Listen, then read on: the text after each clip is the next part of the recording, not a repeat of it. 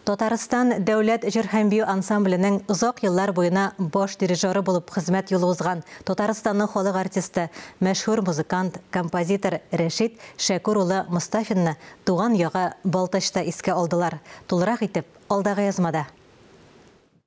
Ул кичтә районның мәдәният үзәге шыгрым тулы иде. Тамашачылар Татарстан дәүләт җыр һәм бию ансамбле чыгышын аягүрә басып, алкышларга күмеп каршы алды. Әле кайчандыр шушы коллективның түрендә Рәшит Мостафин үзе дә бар иде. Аның төрледән төрле музыка уен коралларында уйнавы тамашачылар күңелендә уелып калган.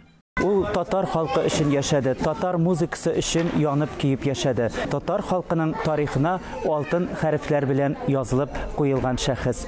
Рәшит Мостафин бала чактан гармунга гашыйк була. Музыка училищесын тәмамлаганнан соң Татарстан дәүләт җыр һәм бию ансамбленә баянчы булып килә. Соңрак әлеге оркестр белән җитәкли. Шул ук вакытта яраткан уен коралларын бер кайчанда кулыннан төшерми.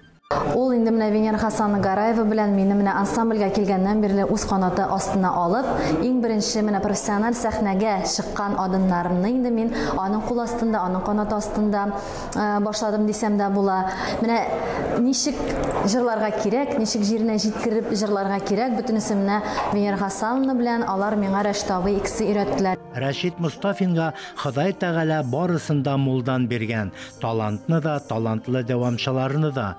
Алма агачыннан ерак төшми, улы Искәндәр консерваторияны тәмамлаган музыкант. Аранжировкалар ясаучы, студияда тасмаларга язучы оста, кызы Ләйсән биюче, профессиональ хореограф.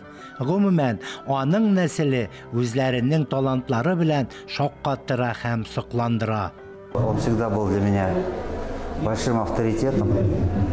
Минем өчен ул һәр вакыт үрнәк булды. Мин дә аның кебек музыкант. Ул биргән киңәшләрне һәр вакыт истә тоттым. Бәйрәмне оештыручыларга һәм җитәкчеләргә зур рәхмәт. Это большая моя гордость. Әтием минем өчен зур горурлык. Аның хезмәте милләтебез казанышы дияр идем.